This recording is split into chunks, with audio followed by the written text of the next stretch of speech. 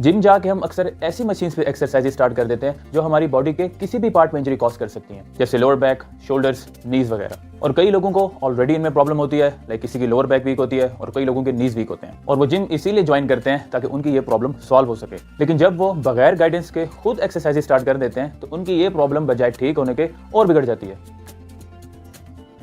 आज मैं आपको ये बताऊंगा कि वेट लॉस या मसल बिल्डिंग करते हुए कौन सी एक्सरसाइजेज ऐसी हैं जो आपने बिल्कुल अवॉइड करनी है, क्योंकि इन एक्सरसाइजेज से आपको कोई फायदा होने वाला नहीं है, उल्टा ये आपको इंजर्ड कर सकती हैं। तो सबसे पहले बात करते हैं एब्डोमिनल मशीन्स की।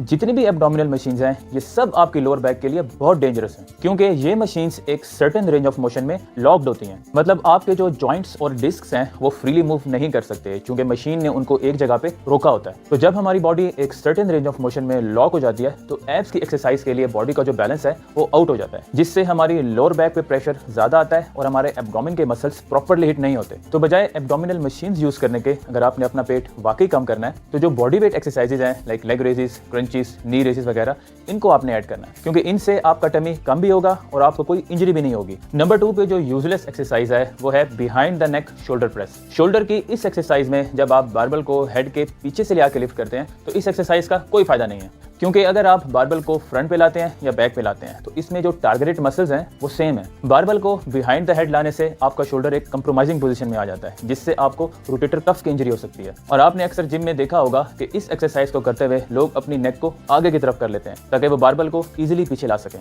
तो इससे ना सिर्फ आपको शोल्डर की इंजरी हो सकती है बल्कि आपका जो नेक का जॉइंट है वो भी इंजर्ड हो सकता है। नंबर 3 पे बात करते हैं स्मिथ मशीन की। जब हम स्मिथ मशीन पे स्क्वाट्स करते हैं तो क्या होता है कि डाउन जाते हुए हम अपना वेट ज्यादा से ज्यादा स्मिथ मशीन पे देते हैं, और ऊपर आते हुए जब हम वेट को लिफ्ट करते हैं तो हम अपनी बैक को जो स्मिथ मशीन का रॉड होता है उस पे टेक लगा के उठते हैं, क्योंकि इससे स्क्वाट्स को करना बहुत इजी हो जाता है। मगर स्क्वाट्स को जब आप स्मिथ मशीन के अलावा मैनुअल बार से लगाते हैं तो आप अपना वेट बार पे नहीं डाल सकते, क्योंकि ज़ाहिर है उस तरह आप गिर जाएंगे। अगर आपको ये लगता है कि स्मिथ मशीन पे आप अपनी बैक बिल्कुल स्ट्रेट रख के स्क्वाट्स करेंगे तो उससे शायद आपकी लोअर बैक सेफ रहेगी, नहीं, उल्टा इससे आपकी लोअर बैक में इंजरी के चांसेस ज्यादा होंगे, क्योंकि इस तरह की मूवमेंट में आपके जो हिप मसल्स है वो फ्रीली मूव नहीं कर सकते। नंबर 4 पे जो एक्सरसाइज है वो है हिप एबडक्शन एंड एडक्शन। ये एक्सरसाइज फीमेल्स बहुत ज्यादा करती हैं। इस मशीन से कई लोगों को लोअर बैक की इंजरीज हुई हैं, क्योंकि इस पोजीशन में हैवी वेट को लिफ्ट करना बिल्कुल नॉर्मल नहीं है। तो बजाय इस मशीन को यूज करने के आप स्टैंडिंग पोजीशन में रेजिस्टेंस बैंड से एक्सरसाइज कर सकते हैं। नंबर 5 पे जो मशीन आपने अवॉइड करनी है वो है seated torso rotation machine.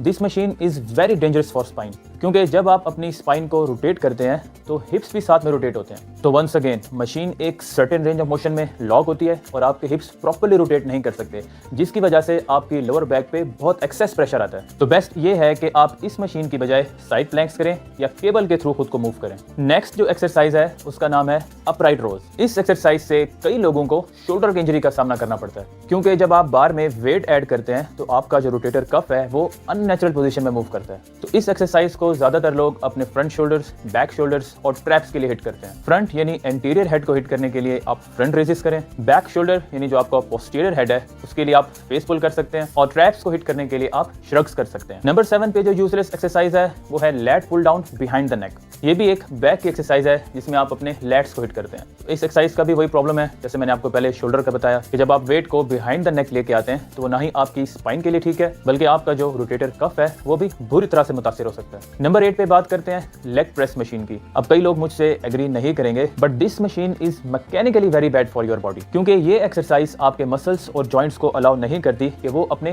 Functional manner में परफॉर्म करें, और इससे बहुत सारा जो स्ट्रेस है वो आपकी लोअर बैक और नीज पे आता है। जब आप नेचुरली अपनी लेग से वेट को लिफ्ट करते हैं तो आपकी लोअर बैक फ्रीली मूव करती है, बट लेग प्रेस में आपकी जो बैक है वो पैड के साथ अटैच रहती है, क्योंकि आपकी बॉडी एक सर्टेन रेंज ऑफ मोशन में लॉक्ड होती है। और इसमें भी सेम वही प्रॉब्लम है जैसे आप स्क्वाट्स को स्मिथ मशीन पे परफॉर्म करते हैं। तो इस एक्सरसाइज की बजाय आप रेगुलर बारबल स्क्वाट्स कर सकते हैं, वॉकिंग लंजेस कर सकते हैं और डेडलिफ्ट भी कर सकते हैं। लास्ट में जो एक्सरसाइज है उसका नाम है हाइपर एक्सटेंशन। बहुत सारे लोग इस एक्सरसाइज को टोटली गलत करते हैं और क्या होता है कि वो एंड पे अपनी लोअर बैक को हर्ट कर लेते हैं। हमारी स्पाइन इस तरह से डिजाइन नहीं की गई कि हम उसको उसकी न्यूट्रल पोजीशन से ज्यादा एक्सटेंड कर लें। तो बहुत से लोग इस एक्सरसाइज में जब ऊपर की तरफ आते हैं तो वो हर रैप में उस पॉइंट को क्रॉस कर लेते हैं, जिससे आपकी लोअर बैक की डिस्क में सीवियर इंजरी हो सकती है। और अगर आप इस एक्सरसाइज में वेट यूज करते हैं तो चाहे आपकी फॉर्म ठीक भी है तो तब भी ये आपकी लोअर बैक को हर्ट करेगी। तो मैं आपको ये रिकमेंड करूंगा कि इस एक्सरसाइज की बजाय आप डेड लिफ्ट करें, और बस डेड लिफ्ट में आपने इस बात का ख्याल ख्याल करना है कि जब आप ऊपर की तरफ आएंगे तो आपने अपनी जो स्पाइन है उसको न्यूट्रल पोजीशन में रखना है। तो होपफुली आज की वीडियो से भी आपने काफ़ी इन्फॉर्मेशन गेन की होगी और नेक्स्ट टाइम आप इन एक्सरसाइजेस को अवॉइड करेंगे। वीडियो से रिलेटेड कोई भी क्वेश्चन हो तो कमेंट बॉक्स में आप मुझसे ज़रूर पूछ सकते हैं। So I will see you guys in the next video.